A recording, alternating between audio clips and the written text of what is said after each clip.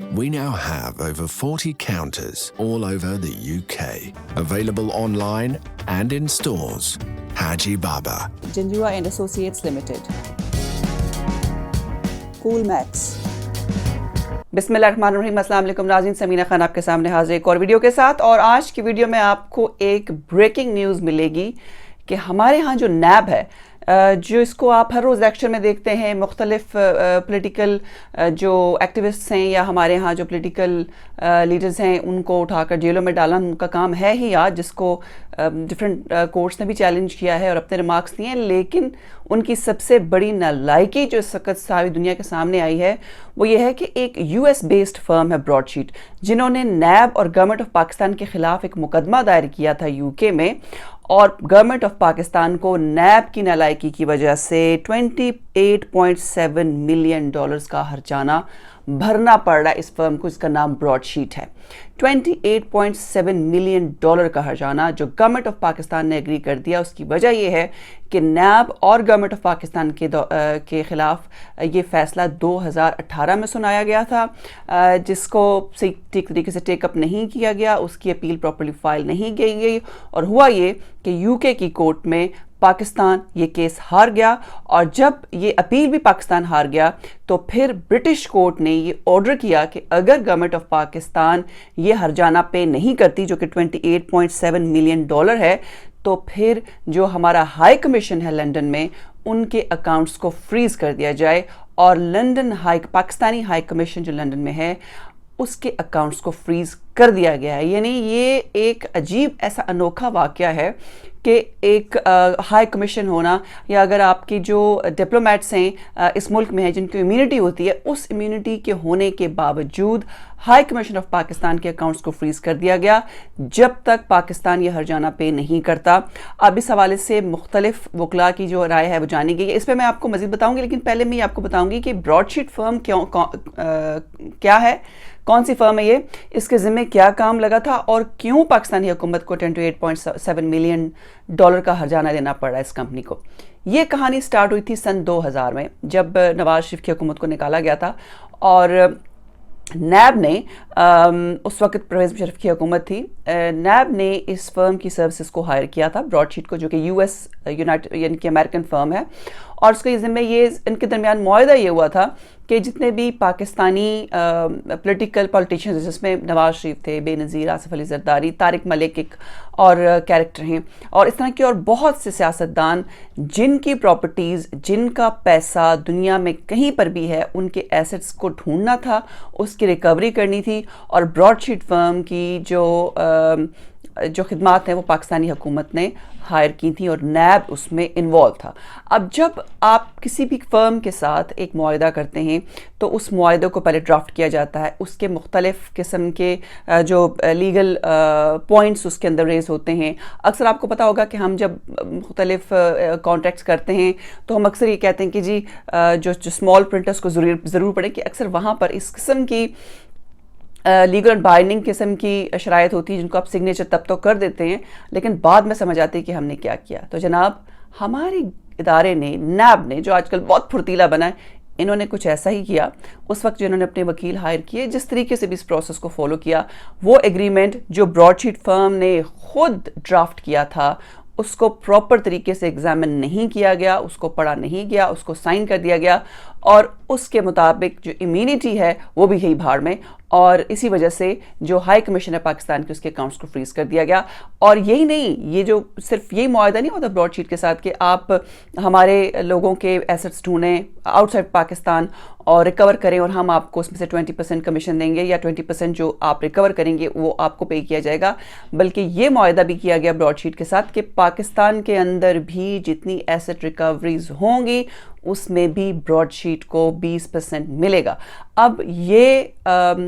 इस पर इन्वेस्टिगेशन हो रही है, پتہ نہیں، جب ہم انویسٹیگیشن کہتے ہیں اور پاکستان کا نام لیتے ہیں تو یہ تو خدا ہی بہتر جانتا ہے کہ انویسٹیگیشن کس طریقے سے ہوگی، لیکن اللہ کرے کہ اگر یہ انویسٹیگیشن پراپر طریقے سے ہوتی ہے، نیب سے سوال پوچھے جائیں، وہ لوگ جو اس وقت ملوث تھے یہ کانٹریکٹ بنانے میں ان سے سوال کیے جائیں، تو یہ کنفرم ہوگا کہ کیا اس کانٹریکٹ کو پڑھا گیا تھا، کیا اس کے جو ٹرمز اینڈ کنڈیشنز تھے اس کے بارے میں نیب کو اور گورنمنٹ آف پاکستان کو علم تھا، تو پتہ چلے گا کہ واقعی اتنے نااہل اور اتنے نالائق ہمارے ادارے ہیں کہ جو اتنا بڑا کانٹریکٹ کر رہے ہیں ایک US بیس فرم کے ساتھ، اور وہی کانٹریکٹ یعنی کہ وہی فرم کانٹریکٹ آپ کو بنا کر دے رہی ہے اور آپ سگنیچر کر رہے ہیں. یہ خدا جانتا ہے، لیکن ہمارے ملک میں بہرحال کچھ بھی ہو سکتا ہے. سو اب ہوا یہ کہ جب براڈ شیٹ کے ساتھ یہ معاہدہ طے پا گیا نیب کا اور براڈ شیٹ نے اپنا کام شروع کیا 2007 میں، اس میں مسلم لیگ نون کی حکومت بھی آئی، پیپلز پارٹی کی حکومت بھی آئی، لیکن اس کو پراپر طریقے سے ٹیک اپ نہیں کیا گیا، اس کیس کو لڑا نہیں گیا، اس میں انٹرسٹ شو نہیں کیا گیا. تو براڈ شیٹ نے ایک پیسے کا ایسٹ بھی ریکور نہیں کیا دنیا بھر میں جو اس کے ذمہ کام لگایا گیا تھا. لیکن ان کا کہنا یہ ہے کہ نیب نے ان کے ساتھ، کیونکہ وہ ان کو کانٹیکٹ کرتے رہے، اس کو پراپرلی پرسو نہیں کیا گیا اس کیس کو براڈ شیٹ کے ساتھ، وہ چلے گئے. انہوں نے پہلے اپنے طریقے سے مختلف طریقوں سے پاکستان سے اپنی پیمنٹ لینے کی کوشش کی. جب ان کو یہ نہیں ملا پاکستانی نیب کی طرف سے کوئی جواب، تو پھر انہوں نے جو کورٹ ہے، جو کورٹس ہیں UK میں، ان کو کانٹیکٹ کیا. اور اب پاکستانی حکومت اندر کی خبر یہ ہے کہ پاکستان کے جو ہمارے اس وقت کی گورنمنٹ ہے اور جو ہمارے لا میکرز ہیں، انہوں نے گورنمنٹ کو یہ مشورہ دیا ہے کہ آپ یہ جو ڈیسیژن ہوا UK کورٹ کا، اس کے خلاف آپ عدالت میں جائیں، اس کو اپیل کریں، کیونکہ اگر یہ پریسیڈنٹ سیٹ ہو جاتا ہے کہ ہمارے ہائی کمیشن کے اکاؤنٹ کو سیز کیا جا سکتا ہے کسی کمپنی کا، جب کیس ہمارے خلاف ہو، گورنمنٹ کے خلاف ہو، تو یہ پریسیڈنٹ سیٹ ہو جائے گا اور اس کے بعد بھی ایسا رہے گا، اور اس کے لیے اس کو اپیل کرنا چاہیے. یہ بہت بڑی خبر ہے اور یہ بڑی حیرانگی والی اور بہت ہی پریشان کن خبر ہے. بہرحال گورنمنٹ نے یہ بھی فیصلہ کیا ہے کہ ان لوگوں کے خلاف کیس کیا جائے یا ان لوگوں کو مورد الزام ٹھہرایا جائے جن پر یہ رسپانسبلٹی فکس ہوتی ہے، جنہوں نے مشرف کے دور میں اس فرم کو انگیج کیا تھا، کیسے کیا تھا، اور $5 ملین کا اس وقت انہوں نے ان کے ساتھ کانٹریکٹ کیا تھا کہ ہم آپ کو $5 ملین دیں گے، جو نہیں دیا گیا اس فرم کو، جس کی وجہ سے اب $28.7 ملین دیا جائے گا. گورنمنٹ آف پاکستان یہ پیسے دے گی، کیونکہ وہ کہہ چکی ہے وہ پیسے دے گی، اگر نہیں دے گی تو ہمارے اکاؤنٹس فریز رہیں گے. لیکن اس کے ساتھ ساتھ یہ کہ ہمارے عوام کے ساتھ یہ کتنا بڑا کھلواڑ کیا گیا ہے. یہ جو فرم ہے اس نے اس گورنمنٹ کے ساتھ جو بھی ان کا کانٹریکٹ تھا، انہوں نے اس کو مختلف جتنی گورنمنٹس آتی رہی ان سے رابطہ کرتے رہے، کوئی ان کے ساتھ ان کو جواب نہیں ملا. تو پھر انہوں نے جب کورٹ میں کیس کیا براڈ شیٹ نے، تو نواز شریف کا ایک جو کیس چل رہا تھا لنڈن میں گورنمنٹ آف پاکستان کی طرف سے ایون فیلڈ ریفرنس کا، جس میں جو فلیٹس ہیں یہاں پر نواز شریف کے، وہ UK گورنمنٹ کو کہا ہے گورنمنٹ نے کہ آپ ہمیں یہ جو فلیٹس ہیں اس کو ریکور کر کے، یہ کیونکہ گورنمنٹ آف پاکستان کے ایسٹس ہیں، پاکستان کو دیے جائیں. اور براڈ شیٹ کو جب اس کا علم ہوا تو انہوں نے کورٹ کو یہ بھی کہا کہ یہ جو